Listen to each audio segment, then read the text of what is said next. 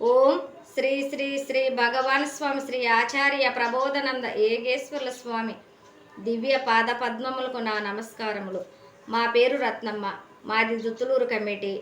గ్రంథము పేరు నిగుడు తత్వార్థిని బోధిని. వేమన యోగి జన్మదిన సందర్భముగా మాకీబడిన పద్యము 75. కాపు బలిమియున్న కరణాన కదిబలిమి కరణము బలిమెల్ల కాపు బలిమి కాపు సంతసంబు కరణము సంతోష మరసి చూడ లోకమందు వేమ. ఈ పద్యానికి భావము: ప్రతి జీవరాశి శరీరం ధరించి పుట్టుట అందరకు తెలిసిన విషయమే.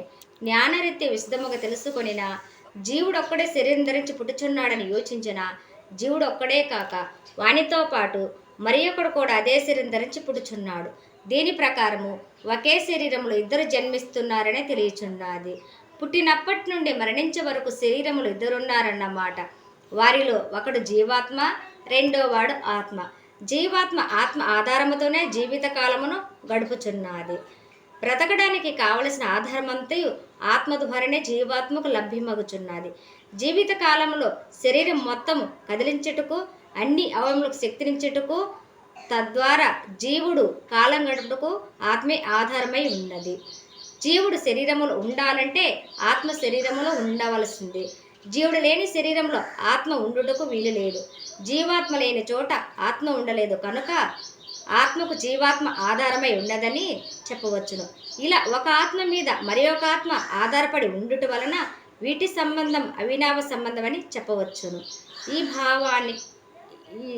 ఈ భావానికి వివరం: ఒక ఊరిలో కాపువాని పంట మీద ఆధారపడి కరణము వాతల మీద ఆధారపడి కాపువాడు బ్రతికినట్లు ఒక శరీరములో జీవాత్మ మీద ఆధారపడి ఆత్మ మీద ఆధారపడి జీవాత్మ ఉన్నవి.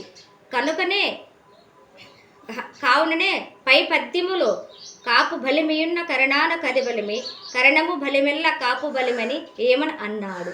అంతేకాక కాపు సంతసంబు కరణము సంతోషమన్నాడు.